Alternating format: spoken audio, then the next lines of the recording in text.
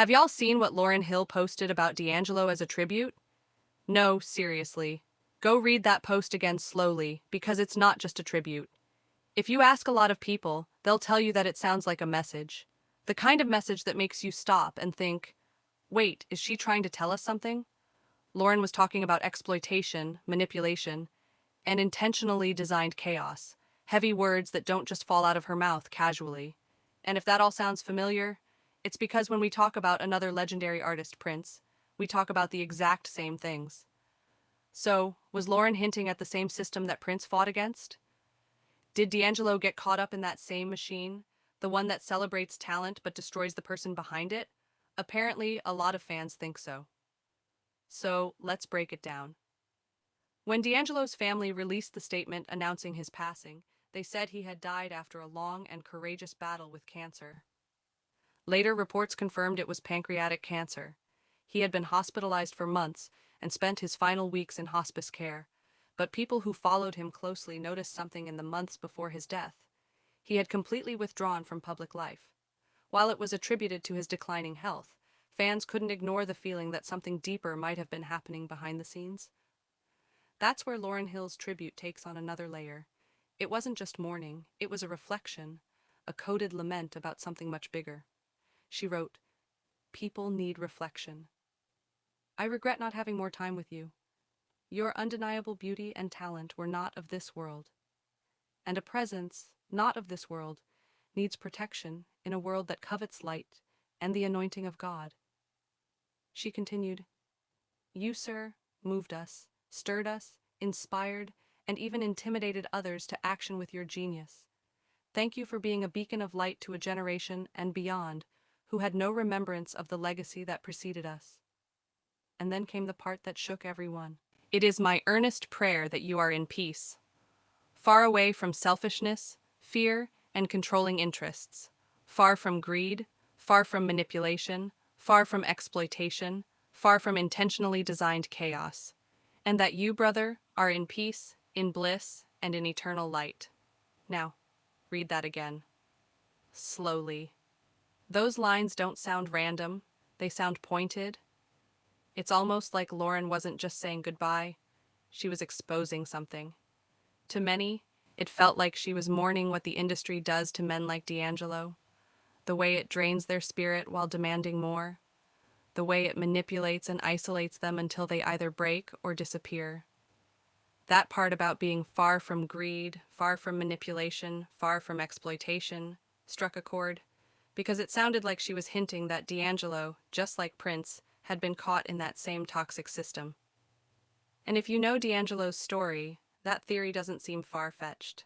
Like Prince, he was fiercely independent, spiritual, and deeply protective of his art. Prince's own battle with Warner Brothers is legendary.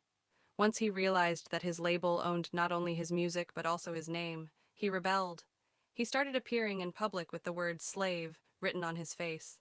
He even changed his name to an unpronounceable symbol to free himself from the company's control. In a 1999 interview with Paper magazine, Prince said, "I wanted to buy my masters back from Warner Brothers. They said, 'No way.' So I'm going to re-record them, all of them. Now you'll have 2 catalogs with pretty much the same music, except mine will be better. You can give your money to Warner, or you can give it to me. You choose." Prince was fighting for ownership, autonomy, and dignity, the very things Lauryn and D'Angelo valued most. And that's why Lauryn's tribute feels heavier than a typical farewell. When she says, "intentionally designed chaos," it sounds like she's describing the same suffocating system that both she and Prince once confronted. Maybe Lauryn wasn't just eulogizing a friend, and maybe she was warning the world. Warning us that D'Angelo, too, might have been another casualty of a machine that worships brilliance but punishes independence. Because in the end, that's what the industry does best. It loves the light, but it can't stand when that light starts to shine on its darkness. You didn't make the rules, so everything comes hard. And as long as you're signed to a contract, you're going to take a minority share of the winnings. A select few of us will do well, the majority will not. So as a people, we'll be considered a minority. But stop, let's take a moment and look at yourselves. There's nothing minor about you. You are a blessed people. You're the most talented on earth, and you are still grateful. That is why upon winning in their game, you always thank God. Tonight I would like to ask one favor of you. Imagine what we'll all be like in our own game. Peace and love for one another. It might surprise some of y'all to learn that D'Angelo himself spoke openly about these same issues while he was alive. In several interviews, he didn't hold back when it came to criticizing the music industry. He said straight up that the business had become overly commercial, that it no longer cared about true artistry, only about profit. D'Angelo also expressed frustration that the industry never really understood his creative process. Instead, it constantly tried to exploit, manipulate, and control artists like him. And there's proof that this manipulation went beyond just his music. Angie Stone, his ex and a respected artist in her own right, once exposed a lot of dark truths about the industry in a video interview. She revealed how both she and Mary J. Blige were used as pawns in industry games, and how her relationship with D'Angelo became a target. According to Angie, years after their breakup, an employee working for the company representing D'Angelo sent letters to top industry figures, falsely accusing her of introducing him to drugs and alcohol. The letters even painted her as controlling and difficult, damaging her career. Still, Angie made it clear she didn't blame D'Angelo himself. She believed he knew nothing about it. Instead, she held his handlers responsible for trying to destroy her reputation and tear them apart.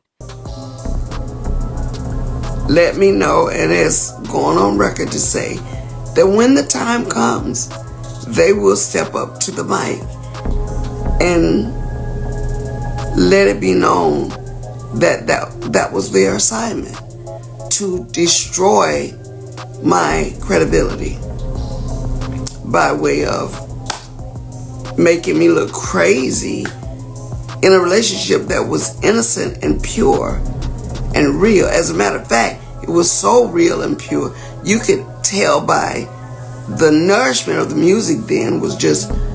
Apparently, D'Angelo eventually realized what was going on and distanced himself from the people who were trying to sabotage Angie. But that decision came with consequences. He faced backlash for standing his ground. So, when D'Angelo spoke about the industry being manipulative, he knew exactly what he was talking about. And he wasn't alone in that belief. Just like Prince, Lauryn Hill has also spoken openly about the same dark, controlling forces within the music world. What I had to do was be patient and wait for those instructions again, as opposed to the instructions from the record company. You know, I can't, unfortunately, I can't fulfill their needs. You know, I can't, because it's devoid of all feeling. You know what I mean? I have to make sure that what I create, you know, I never want to condescend. There are a lot of people who condescend to the audience. You know, they just think, oh, they like anything. Just throw a beat on it and put your voice on it. But if it doesn't move me, then I don't think it's worthy enough to put out there and move someone else. You know what I mean? Like it has to be something that is personally, you know, is something that I need personally. It's honestly always been shocking that Lauryn Hill went completely silent after the massive success of The Miseducation of Lauryn Hill. At the time, it seemed like she was on top of the world, one of the most gifted artists of her generation. But as it turned out, the machine behind the scenes was working overtime to bring her down. Not long after Miseducation became a worldwide success, Lauryn's label, Newark Entertainment, hit her with that infamous lawsuit, claiming they weren't properly credited or paid for their work. While the case was eventually settled out of court, with Lauryn reportedly paying $5 million, many people have long believed that the lawsuit was just another form of sabotage. It wasn't just about money, it was about control. The whole ordeal left Lauryn emotionally exhausted and deeply scarred. On top of that, she was under immense pressure to outdo herself with another album, which caused her to slowly drift away from the industry altogether. Lauryn eventually opened up about what really happened in a 2021 interview with Rolling Stone's Amazon Music podcast, 500 Greatest Albums. When asked why she never released another full studio album, she said, "The wild thing is, no one from my label has ever called me and asked, how can we help you make another album? Ever. Did I say ever? Ever. She went on to explain that while miseducation had given her freedom to experiment and express herself, the aftermath brought endless politics, hidden agendas, and unrealistic expectations. After the miseducation, there were scores of politics, repressing agendas, unrealistic expectations, and saboteurs everywhere, she said. People had included me in their own narratives of success as it pertained to my album, and if this contradicted my experience, I was considered an enemy.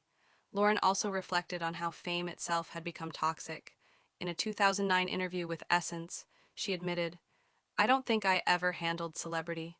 For a period of time, I had to step away entirely. There were many temptations, enticements, entrapments, whether it was dependence on image or a false sense of security.